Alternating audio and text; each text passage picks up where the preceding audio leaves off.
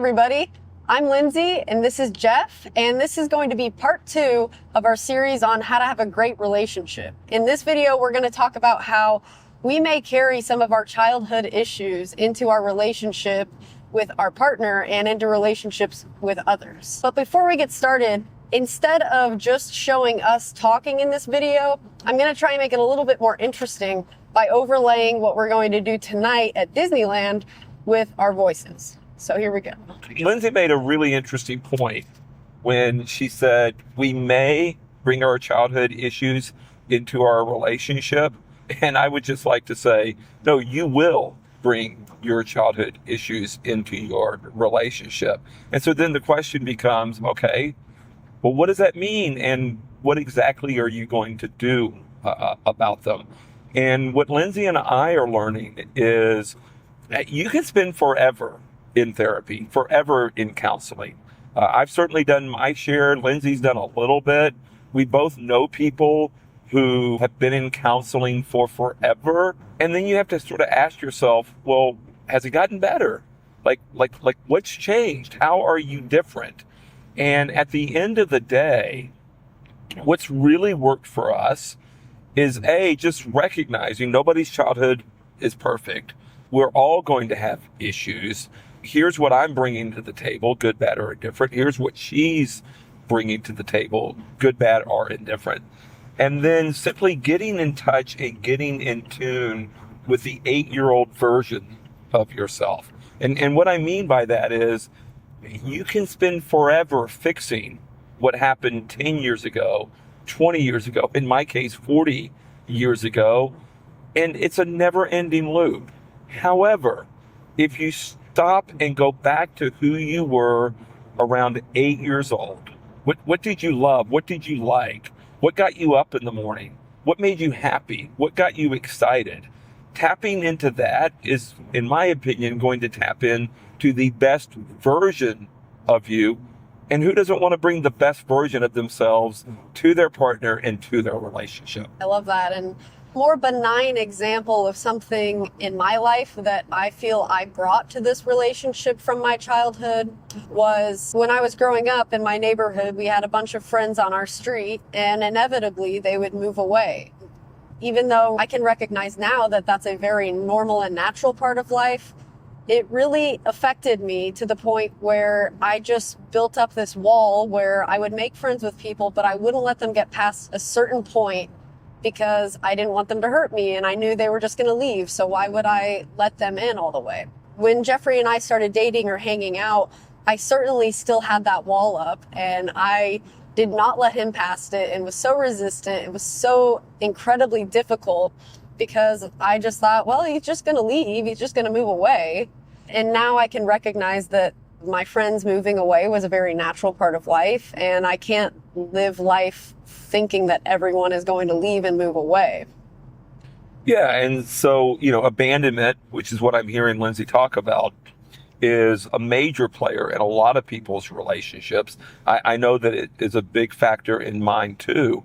And I think what Lindsay's trying to say is life has sort of a natural progression, and it has its ups and it has its downs. The only constant is change. And so if you go into a relationship fearing that it's going to change or fearing that someone's going to leave because you had a lot of changes, a lot of ups and downs, you had abandonment in your childhood, you're almost sabotaging the relationship before it ever starts and sort of predicting the future. And again, the only thing that is knowable is that change is inevitable. And guess what? The future isn't knowable. Pulling those emotions from your past into the present, does it do you any good? Does it do your relationship any good? Does it do your partner any good? And so the power of staying present in the moment. Hey, you're great. We're great.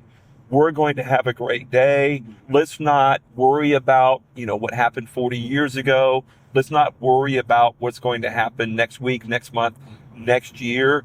Let's go have an awesome day today, which I don't know about you, but that's kind of the way I would get up when I was 8 years old. Life was great. Let's go have fun. And you didn't have all of this weight and you didn't have all of this worry. an example of what Jeffrey's trying to talk about is instead of focusing on the negative aspects of your childhood, remember what it felt like to be 8 and do these exciting things.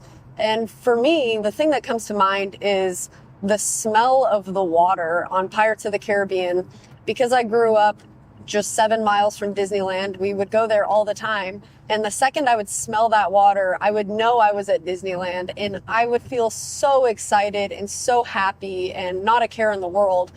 But now when I smell that water, I just think, okay, we're about to get on Pirates. And I don't necessarily have that same feeling anymore, but it doesn't have to be like that. I can tap into how I felt when I was 8 and get excited again and not care about the worries that don't even matter anyway. Ask yourself this. What were you worrying about 5 years ago, and is it even still relevant today? Chances are you might not remember, and even if you do, I'm willing to guess it isn't relevant here in 2024. So again, be present with yourself, be present with your partner.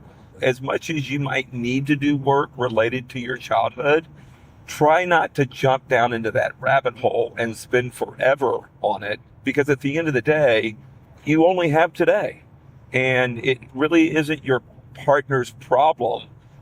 So show up happy, show up excited, show up willing to have fun, show up willing to grow and mature just like you did when you were 8 years old. Try letting everything else go and see where it takes you for a day, a week, or a month. I think we'll conclude in saying we all have childhood issues, and it's really important that we recognize it, resolve it, not necessarily fix it, but recognize that that happened and that's okay.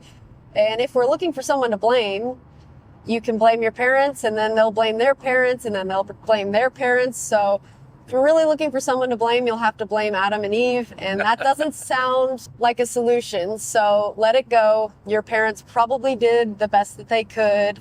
They probably made mistakes, because we all do. Yeah, there's a great line in a song that Lindsay and I have been listening to.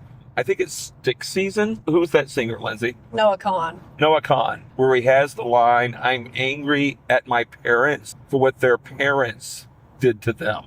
Think about that for just a moment. I'm angry at my parents for what their parents did to them. Nobody's perfect. We've all got childhood issues.